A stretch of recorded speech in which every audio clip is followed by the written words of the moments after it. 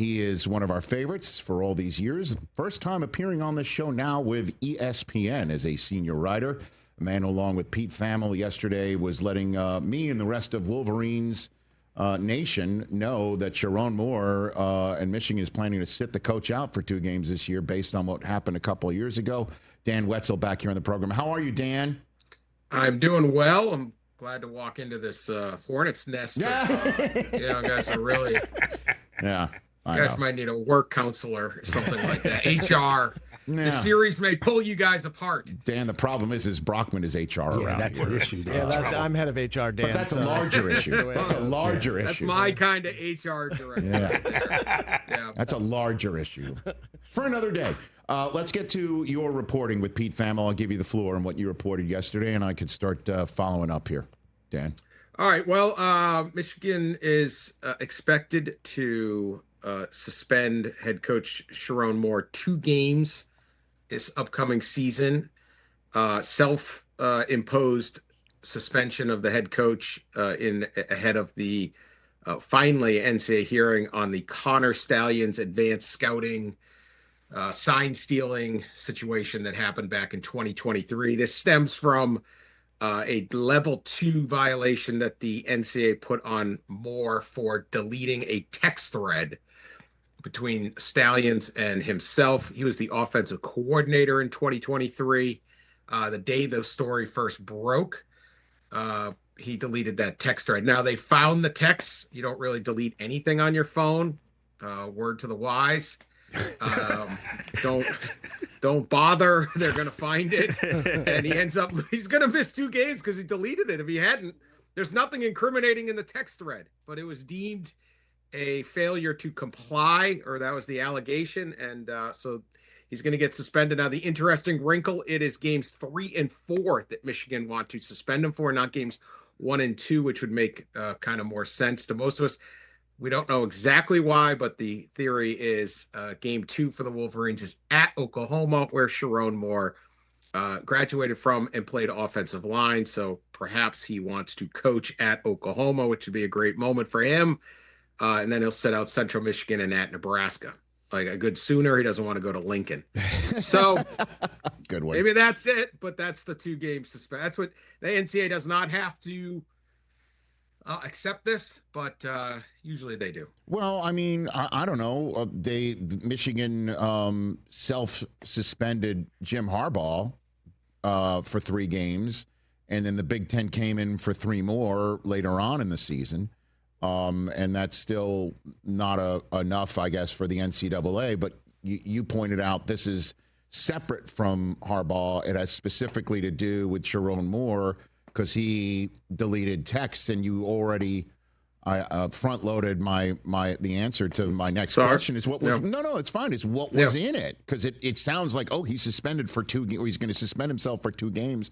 There must be something incriminating in those texts that he deleted. So we do know what was in those texts. What's to the best of your knowledge what were in the text that Sherrone Moore in that chain with Connor Stalions that he deleted, Dan? Nothing that indicated that he knew what Connor Stalions was doing is really it. And I mean, there were things like, hey, don't forget to talk to this recruit. It's really only about 57 text messages over a few years. So it wasn't like they were in constant communication or anything. There were some, hey, this is the blitz package. I think there was something about a blitz package that Michigan State uses or something like that. But again, this would be normal text that an analyst, which I think would best describe Connor Stalions' official role, and a coordinator would have, right? Would be, hey, this is what's going on. It was not Sherrone Moore saying, hey, make sure you scout the Buckeye game, to send your cousin to the Buckeye game to film the sideline. That did not occur. So there's still no knowledge, no information. And believe me, the NCAA would be all over it if there was, that Sherrone Moore knew what Connor Stalions was doing. But this is, again, more of a process crime. This is how these kind of things go, and NCAA violations. Now, on that Harbaugh, his first 3 games, you got, Rich, you've been through a lot. You've highs and lows. There's a lot of violations, a lot of cases in Michigan. The first one, 3-game suspension was for the hamburger, the cheeseburger, right? The cheeseburger. It's called COVID. meeting with recruits during a dead period, right? Which has been termed into a cheeseburger by the Michigan fans. You can't meet with recruits when you're not allowed to. It was during COVID. So that was that one. And then the other 3 were by the Big Ten for the Connor Stalions situation. Right. There's a lot of suspensions. Sherrone Moore was suspended before. This is his second suspension. But to your point about the suspensions, Michigan had tried to get a different suspension of 4 games for Harbaugh, and the NCAA rejected it, wanted 6. I don't know where that ended up. Harbaugh is going to get hit on this thing probably with a show cause that he can't coach in college football for a couple of years, which means absolutely nothing. So there, I don't know what penalties are coming for Michigan, but I don't think there's going to be a whole lot more, perhaps, than losing Sherrone Moore for a couple of games, some recruiting restrictions, things like that. We will see, though. Well, I mean, the irony is that if Sherrone Moore misses the Central Michigan game, Dan, that's the sideline on which Connor Stalions showed up like he was Bobby Valentine trying to sneak back into the dugout, in one of the most comical, if it was funny, situations of this whole thing that is beyond pathetic with Connor Stalions. And that's kind of where I'm landing, Dan, is at this point in time, when does the NCAA put up or shut up? When does this actually hit? Like, what do you have? Well, instead of Michigan suspending their coach on their own right, making it seem like these 50 some odd texts that he did erase were incriminating, and he must have known. And there's an asterisk to Team 144, despite Charlie Baker, the NCAA president, saying it's fair and square. When does this end? When do we get this is what we've got? This is what you did. This is what you're getting. Now tell us where we're wrong. Otherwise, you shut up and you cough up games or, heaven forbid, for my situation, a banner. Dan, when does that happen? Well, yeah, Sherrone could go with the alleged Connor Stalions disguise, I guess, and show up on the sideline that anyway. Would be great. I would love that. Just from a comedy. But other than that, we don't know where those spyglasses are. Those have never been retrieved. Great moments in college football history. Well, the hearing is going to be June 6th and 7th, I believe, or 7th and 8th, something like that. Okay. They will finally have their hearing, and the NCAA will issue punishment after that. Will they strip victories? Would they do a future postseason ban? I don't know. Generally speaking, there isn't a lot the NCAA could do anymore in this era of revenue sharing and NIL that really impacts, like, even cutting number of, scholarships, right? Your quarterback, Bryce Underwood, is being paid 7 figures to go to Michigan. I think he can afford to be a walk-on if necessary, right? They don't need the in-state tuition for Bryce. I think he could cut it. So there's just limitations to what the NCAA can do. I don't know what they're going to come up with. They have not ever found a widespread understanding that Connor Stalions' actions were very far beyond Connor Stalions and a couple other guys in that, maybe a couple other guys in that in his kind of level. So again, if anything, Sherrone Moore should have never deleted the text because they, in some ways, made him look good. Validated that he did not know. So, but this is where we're at. This is how NCAA violations go. They often end up being process crimes. It's really hard to catch anybody doing anything without real police power, even in the days of electronic communication. And then the last one on this is what's your expectation level once the hearing is concluded, and when we will get an answer from the NCAA that this episode, sorted or otherwise, is over. Dan? I'd have to relook at my NCAA policies, but I think it's like within 45 days they'd have so something before the season. Again, I don't think they're going to strip any title. I don't think any of that stuff will happen. I don't know that they would have that, but But the NCAA can do whatever they want on this. Maybe they make a big statement on it. They don't have a ton of cases anymore. Almost everything's legal, just not this. So we will see, but we'll see how much Michigan fights back. We'll see whether they can still come in with Sherrone Moore and say, no, we don't accept games 3 and 4. We're going to make them games 1 and 2. Right. They could say it has to be 4 games. Michigan could always rescind it if, say, they moved it and said we want to suspend. I don't know. So Nothing is set. This is just the plan that Michigan is expected to suspend him as a self-imposed punishment to win some cooperation with the NCAA. Well, if this is one of those hearings where you can call witnesses, and if this committee feels compelled to strip a title, and I'm Michigan, I call Charlie Baker to the stand. President Baker, what led you to believe that Michigan was winning fair and square if they were going to beat Washington in the national championship game? Your thoughts, sir, and just see what he answers. And again, it's just. Listen, obviously, I come to this conversation with a certain bias, fully admit it. My other degree from Northwestern means I need to disclose such things here, although I think it's quite obvious to everybody. But 45 days afterwards, I'm keen to hear the response. Dan, before I let you go, the conversation at the draft in Green Bay was significant over Shedeur Sanders, as you know.